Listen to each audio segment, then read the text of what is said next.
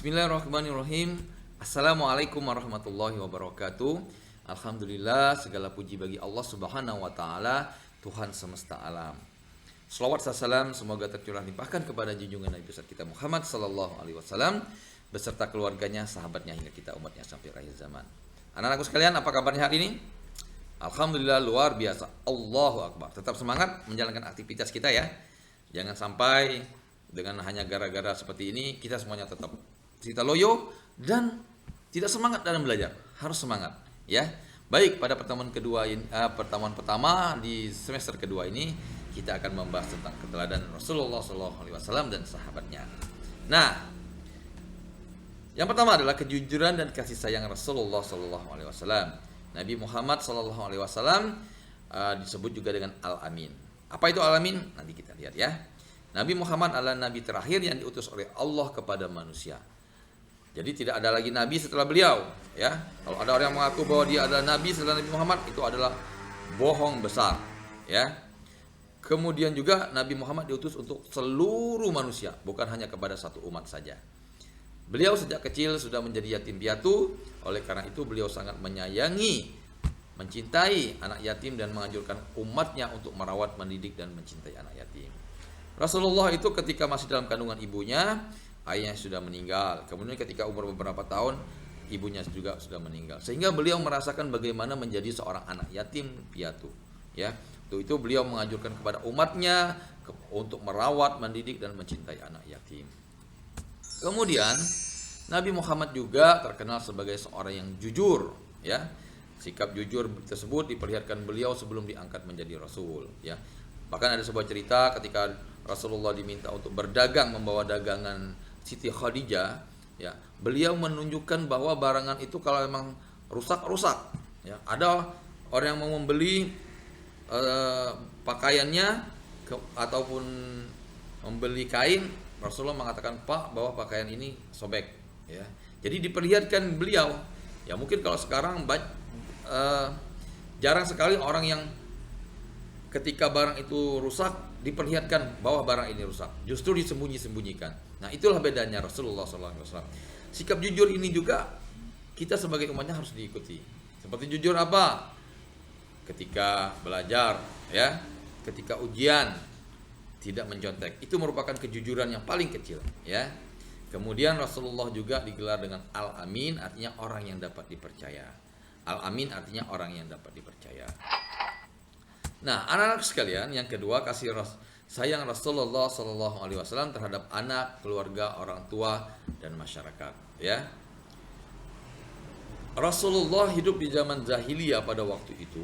Ya, ada kebiasaan masyarakat Mekah pada waktu itu, masyarakat Quraisy, bahwa mereka tidak menghargai anak perempuan.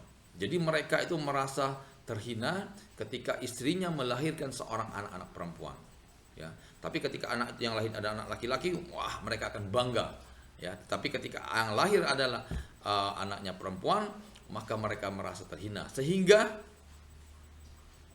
dikuburnya hidup-hidup.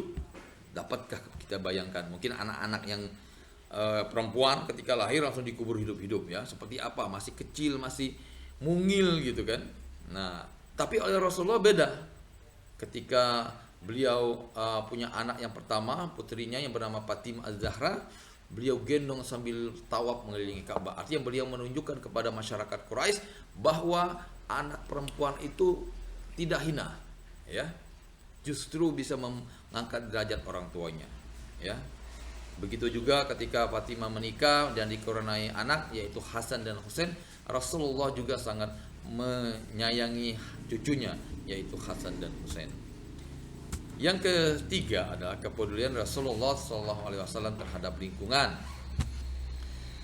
Nah, Rasulullah ini bukan hanya peduli terhadap ibadahnya saja, ya, sholat, puasa dan lain-lain, tetapi juga terhadap lingkungan, ya, karena lingkungan ini sangat mempengaruhi juga keadaan kita semuanya. Tumbuh kembangnya seorang anak bisa dipengaruhi dengan keadaan lingkungannya. Baik lingkungannya, insya Allah baik juga keadaan anak kita, ya. Seperti misalnya ketika Rasulullah berwudu menggunakan airnya tidak berlebih-lebihan, ya. Kemudian Rasulullah juga mengajarkan kita agar tidak melakukan kerusakan di muka bumi ini. Kita ketahui bahwa banyak akhir-akhir ini banyak sekali kejadian-kejadian yang dapat kita kasih seperti banjir, longsor ya, seperti di Sungai Liat baru-baru ini ya, banjir. Itu akhirnya akibat apa? Akibat ulah kita semua yang tidak peduli dengan lingkungan, buang sampah sembarangan, pohon-pohon ditebang ya. Kemudian ketika sudah mapat udah dibiarin saja bandaranya. Nah, itu tidak merasakan ketidakpedulian kita terhadap lingkungan. Yang keempat, yang terakhir, Rasulullah SAW, Nabi Muhammad sebagai pembawa rahmat bagi alam semesta. Nabi Muhammad ini diutus untuk seluruh manusia, sebagai rahmatan lil alamin, atau pembawa kasih sayang bagi alam semesta. Jadi Nabi Muhammad diturunkan Al-Quran itu bukan untuk satu golongan saja, tapi untuk semuanya. Tujuan dakwah Nabi Muhammad pada waktu itu adalah mengubah keadaan masyarakat jahiliyah menjadi masyarakat yang sejahtera berdasarkan agama tauhid, yaitu agama yang meyakini bahwa Allah Subhanahu wa taala ada Tuhan yang Maha Esa. Kita ketahui bersama bahwa pada waktu itu masyarakat jahiliyah, masyarakat Quraisy menyembah patung sehingga banyak sekali tuhan-tuhannya. Oleh Rasulullah ingin diubah untuk menyembah satu Tuhan saja, yaitu Allah Subhanahu wa taala, hingga sampai ke kita ya. Kita sebagai umat Nabi Muhammad meyakini bahwa Allah itu adalah satu esa, tidak ada tuhan-tuhan yang lainnya. Kemudian juga Rasulullah mengajar kita untuk menghormati yang lebih tua dan menyayangi lebih muda ya, berperilaku sopan dan bertutur kata yang santun terhadap orang tua, guru dan juga teman. Serta kita juga harus menjaga lingkungan kita dengan tidak membuang sampah sembarangan, serta menjaga kebersihan, karena kebersihan sebagian dari iman ya. Anak-anak sekalian, jadilah seorang anak yang bertutur kata yang sopan, santun terhadap orang tua, terhadap guru, dan juga teman-teman.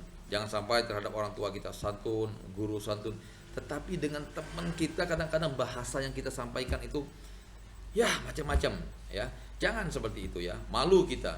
Kita dididik di sekolah ini, kita dididik oleh orang tua supaya kita menjadi anak-anak yang lebih baik lagi. Ya, sepakat ya? Ya, itu saja mungkin yang dapat Bapak sampaikan. Mohon maaf atas segala kekurangan. Semoga bermanfaat.